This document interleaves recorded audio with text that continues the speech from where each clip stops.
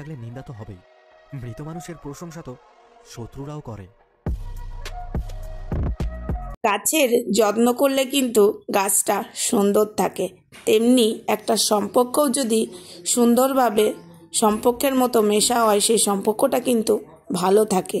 আর গাছকে যত্ন না রাখলে গাছ যাবে শুকিয়ে, আর সম্পর্কটা যদি ভালোভাবে না থাকে সেই সম্পর্ক একদম তেতো থাকবে, ঝগড়া অশান্তি হবে। যেমন রন আর রনের দিদির মধ্যে হচ্ছে। রন যতই চাক না কেন, কিন্তু রনের দিদি তো চাই না যে আমার ভাইয়ের সাথে সম্পর্কটা ঠিক করে নেব, না হলে কোনো দিন ভাইকে খারাপ করার জন্য তারই বউয়ের কাছে বদনাম করে। হ্যাঁ বন্ধুরা, আমি কথাটা কি কোথাও ভুল বলছি? সব জিনিসেরই যত্নের দরকার, সব জিনিসেরই, শুধু গাছের নয় বা শরীরের নয়, সম্পর্কেরও যত্নের দরকার। হ্যাঁ, এখন অনেকেই বলবে তুমি বেশি জ্ঞান দিচ্ছ। না বন্ধুরা, আমি জ্ঞান দিচ্ছি না। যদি যত্নে না রাখো, এই যে শশাটা দেখতে পাচ্ছ তো, শশার হালটা আমি ফ্রিজে ভরতে ভুলে গেছিলাম, তাই এই অবস্থা হয়ে গেছে। সেম জিনিস সম্পর্কটাও তাই। বড় খুশির কারণ, মানে সুখে থাকার জন্য বেঁচে থাকাটা খুব প্রয়োজন। তুমি ভালো আছো, তুমি সুস্থ আছো, তোমার আর কিচ্ছুর দরকার পড়বে না। আর এই সব যা দেখতে পাচ্ছ ভাই, সব মোহ মায়া। একদম কথার মধ্যে যুক্তি আছে রনের, তাই তো এই কথাগুলো রন বলেছে। সত্যি কথা বলছি, মৃত মানুষের প্রশংসা তো শত্রুরাও করে, কিন্তু ভালো থাকতে কজন প্রশংসা করে আর কজন মানুষটাকে দেখতে যায়। কথার মধ্যে কথা অনেক কিছুই বেরোয় বন্ধুরা।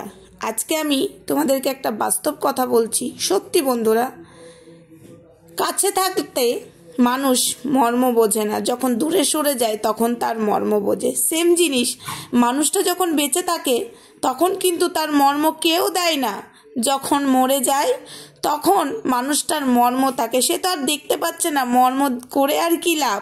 তখন বলে মানুষটা কত ভালো ছিল, মানুষটা এই করতো সেই করতো। যখন বেঁচে ছিল তখন মানুষটার এই প্রশংসা একদমই উঠতো না। সেটাই বলছি, সময় থাকতে মানুষের কদর করো, না হলে এই শশাটার মতো অবস্থা হবে। ফ্রিজে না ভরে সময়ে তাই শশাটা শুকিয়ে গেল। তো যাই হোক, যেটা বলতে বলতে আমি সরে যাচ্ছি। কথাটা হলো এই যে রনের দিদিকে নিয়ে আমি কেন ভিডিও করছি, অনেকের এত প্রশ্ন, কয়েকটা হাতে গোনা, কিন্তু তোমাদের সবাইকে বলছি শোনো, এইভাবে যদি আমরা ছেড়ে দিই না তাহলে অনেকেই পার পেয়ে যাবে। উনি যে বটির কোপের দাগ বলেছে, বটি দিয়ে রন মেরেছে এবং আইসিইউতে ভর্তি হয়েছে রনের জন্য, সেগুলোর প্রমাণ যতক্ষণ না দেবে আমরা কেন ছাড়বো, সেটাই বলতে চাইছি। তবে হ্যাঁ, অবশ্যই কালকে একটা ভিডিও, তোমরা যেটা আমার কাছে আশা করছো সেটা কালকে অবশ্যই আসবে, আমি মনে করছি আসবে। তার আগে একটা কথা বলি, রনের দিদির আসল চেহারাটা জেনে নাও কেমন ভালো মহিলা। তাহলে বলি, গায়ে লাগতে পারে রনের দিদির, কিন্তু প্রচণ্ড গায়ে লাগবে, কিন্তু বোম্বাস্ত্রটা এখনই দেবো না। এখন দিয়ে দিলে তো রনের দিদি আইসিইউ থেকে একদম ছুটে চলে আসবে, বেচারার মাথা টাথা ঘুরে যাবে। ওটা আমি চাই না, ঠিক আছে, ওটা আমি এখনই চাই না। তবে দেব যদি বেশি নাটকটা করে যায়। চলো মেন কথায় আসি। এই যে রন যখন বাড়িতে ছিল না, দেখো ওদেরই আশেপাশের লোক, সমাজে যখন কিছু হবে, তুমি যেই সমাজে থাকবে সেই সমাজের লোকেরা ঠিকই জানতে পারবে। তো এখানে সেমই জিনিস, যখন ভাই ছিল না পিতির কাছে ভাইয়ের নামে কান ভরকাতো, বদনামও করতো, ভাই নাকি ভালো নয়, ভাই নাকি একটা মেয়ে নয় অনেকগুলোকে প্রেম করে, তাই না রায়বাঘিনী ননদিনী? কথাটা কি আমি কোথাও ভুল বলছি? ভাইয়ের নামে বদনাম করতে পিতির কাছে, আর পিতির নামে বদনাম করতে ভাইয়ের কাছে, বাট ভাইয়ের কাছে পার পেতে না বলে পিতির কান ভরকাতে, পিতির সম্পর্কটা যাতে পিতি ভেঙে দেয়, পিতি চলে যায়, ঠান্ডা মাথায় খেলতে। কিন্তু ভাইয়ের কাছে আর পরিবারের কাছে তুমি ধোয়া তুলসী পাতা সাজতে, এবং পিতির কাছেও ধোয়া তুলসী পাতা সাজতে, কিন্তু ওর মধ্যেই যে তুমি বিষ ঢালছো সেটা তুমি বুঝতে পারতে, পিতি বুঝতে পারতো না। তুমি পিথির কানে অনেক বিষ ঢেলেছো রায়বাঘিনী ননদিনী।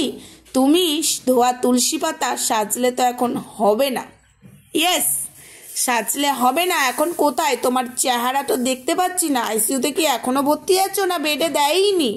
হ্যাঁ রায়বাঘিনী ননদিনী, আপদ বিপদ নিয়ে ঘর, সারা জন্ম জ্বলি মর, ঘর জ্বালানি পর ভুলানি, রায়বাগিনী ননদিনী আইসিইউতে শুয়ে আছে, তাই তো আসতে পারছে না ক্যামেরাতে। বটির কোপ দেখাবে কখন, আছি আমরা সবাই বসে। তাই তো বন্ধুরা এখন ভাবছে কি নাটক করা যায়, কি নাটক করা যায়।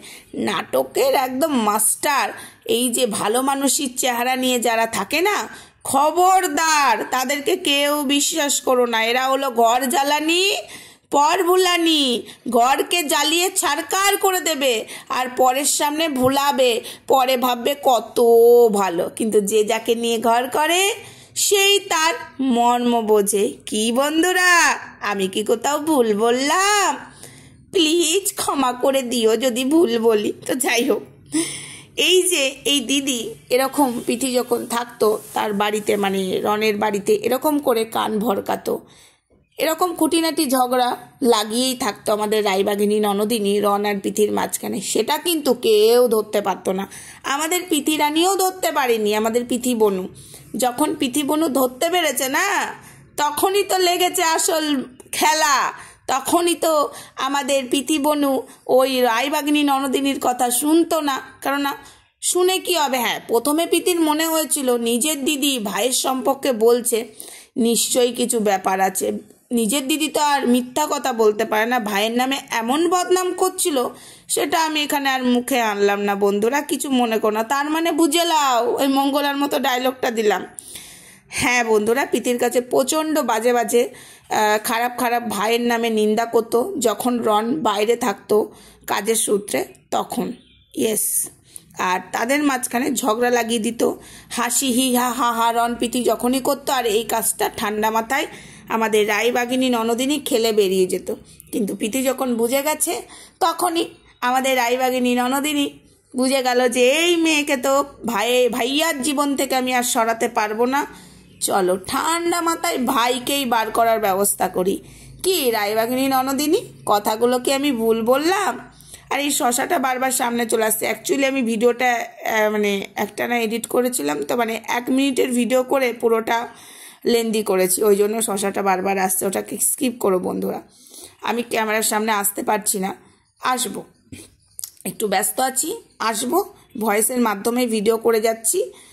তো যাই হোক, এইটুকুই বলার ছিল। আমাদের রায়বাগিনী ননদিনী পিথির মাথাটা খেত যখন ভাই না থাকতো, ভাইয়ের নামে বদনাম করে করে। এটা আশা করি রায়বাগিনী ননদিনী বুঝতে পারছে। হ্যাঁ বন্ধুরা, আর কিছু মানুষকে আমি একটা কথা বলতে চাই ভিডিওর মাধ্যমে। দেখো, আমি যে কথাগুলো আজও বলে এসছি না, প্রথমবার যখন রন পিথিকে নিয়ে প্রথমবার যখন সোশ্যাল মিডিয়াতে অশান্তি হয়েছিল, এই যে ভালো করে তোমরা শুনবে, তখন আমি বলেছিলাম যে তার মায়ের জন্য রন পিথির সম্পর্কটা নষ্ট হয়েছে।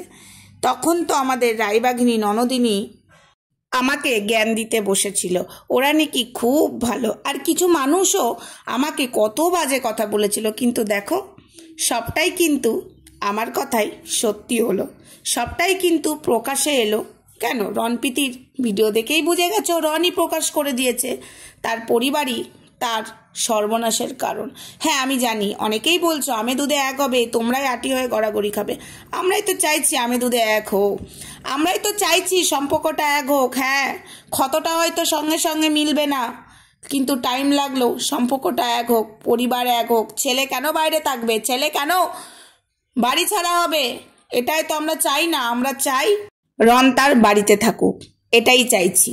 তো যাই হোক, অনেকে অনেক কথাই আমাকে বলেছো, কিন্তু আমি কিছু কথা সত্যি কথা বলি। এবং ওই যে শঙ্করের যে ডার্লিং, ওর নামটা কি যেন ভুলে গেলাম, তারও দাদার বউ এর সঙ্গে ডিভোর্স হয়ে গেছিলো, তোমাদেরকে বলেছিলাম। অনেকে বলেছে তুই মিথ্যা কথা বলছিস, কিন্তু প্রমাণ কিন্তু আমি পাই টু পাই দিয়েছিলাম।